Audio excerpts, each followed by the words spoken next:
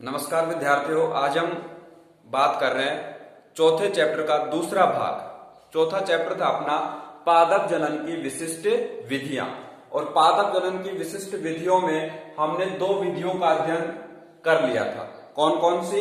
असंग जनन और अनिषेक बीजता। असंग जनन हम किसे कहेंगे? पादपों में सामान्यतः कोई भी लैंगिक जनन की जो विधि है उसका किसी दूसरी ऐसी विधि के द्वारा प्रतिस्थापन, जिसमें न तो अर्धसूत्रीय विभाजन होता हो और न ही युग्मक संलयन अर्थात निषेचन होता हो, तो उसको हम क्या बोलेंगे? असंग जनन। दूसरी जो पादपों में जनन की विशिष्ट विधि की हमने चर्चा की थी वो थी अनिषेक बीजता, जो चैप्टर 1 में भी हम पढ़ चुके हैं।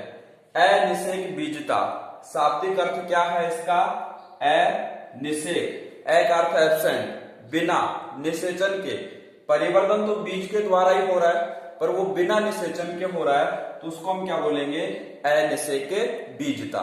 ये दो विधियां जनन की विशिष्ट विधियां पादपों में हम चर्चा कर चुके थे। तीसरी जो चर्चा है, तीसरा जो टाइप है पादपों में जनन की विशिष्ट विधियों का, वो है सूक्ष्म प्रवर्धन। सूक्ष्म प्रवर्धन किसे कहेंगे?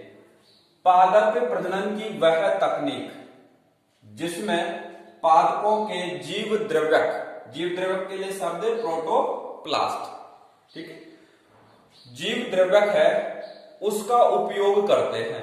अब जीव द्रव्यक क्या होता है? पादप है उसकी कोई भी कोशिका, उत्तक, अंग या संपूर्ण जो पादप है वो प्रोटोप्लास्ट या जीव द्रव्यक हो सकता है, या संपूर्ण पादप भी हो सकता है। तो कोई भी जो भाग हम लेंगे, कोशिका, उत्तक, अंग, उसको क्या करेंगे? अलग करके, और अलग करके उसको पोषक माध्यम, जिसको बोलते हैं संवर्धन माध्यम पर नियंत्रित परिस्थितियों में हम उसका विकास करवाएंगे, संवर्धन करवाएंगे, तो वो प्रक्रिया क्या कहलाएगी? सूक्ष्म प्रवर्धन। तो सूक्ष्म प्रवर्धन की जो तकनीक है वो किन के लिए उपयोगी है, या इसका क्या आर्थिक महत्व है? तो इससे क्या होता है? सूक्ष्म प्रवर्धन में कम समय में कम स्थान पर अधिक पादप हम आसानी से उगा सकते हैं, और रोग मुक्त जो पादप है वो उगा सकते हैं। आर्थिक महत्व के जो पादप हैं उनको हम उगा सकते हैं। तो ये कुछ उदाहरण इसके आर्किड, गुलदाउदी आर्थिक महत्व के, जिसको हम सूक्ष्म प्रवर्धन द्वारा विकसित कर सकते हैं। तो इस चैप्टर में अपना परिभाषा और एग्जाम्पल ध्यान में रखना है। बाकी इस विधि का डिटेल से जो हम अध्ययन करेंगे वो किसमें? चैप्टर 16। तो ये तीन विधि हुई पादप में विशिष्ट जनन विधियां, असंग जनन, अनिषेक बीजता, और तीसरा जो है सूक्ष्म प्रवर्धन। तो सूक्ष्म प्रवर्धन के बाद में एक टॉपिक अपने चैप्टर में बहुभ्रूणता, ठीक है। उसके बाद में हम चौथा टाइप पढ़ेंगे पादपों में जनन की विशिष्ट विधियों का। तो बहुभ्रूणता का क्या अर्थ है? एक जो बीज है उसमें एक से अधिक जो भ्रूण है वो बन जाते हैं, तो उसको हम क्या बोलते हैं? बहुभ्रूणता। सामान्यतः एक बीज में क्या होता है? एक ही भ्रूण बनता है, परंतु कई बार जब एक बीज में एक से अधिक भ्रूण विकसित हो जाए तो वो कंडीशन है बहुभ्रूणता, ठीक है। एक बीज में एक से अधिक भ्रूणों के विकसित होने की प्रक्रिया, इसका अध्ययन सबसे पहले ल्यूवेनहॉक नामक वैज्ञानिक ने किया। किसमें किया? जो संतरा जो पादप उसके बीजों में किया। फिर बात आती है आवर्त बीजी, अनावर्त बीजी जो पादप है उनमें बहुभ्रूणता का किस प्रकार से क्या लक्षण है? तो जितने भी अनावृत बीजी हैं उन पादपों में बहुभ्रूणता सामान्य लक्षण है, मतलब उनमें अधिकांशतः ये देखा जा सकता है बहुभ्रूणता की स्थिति। किसमें? अनावर्त बीजी पादपों में, ठीक है।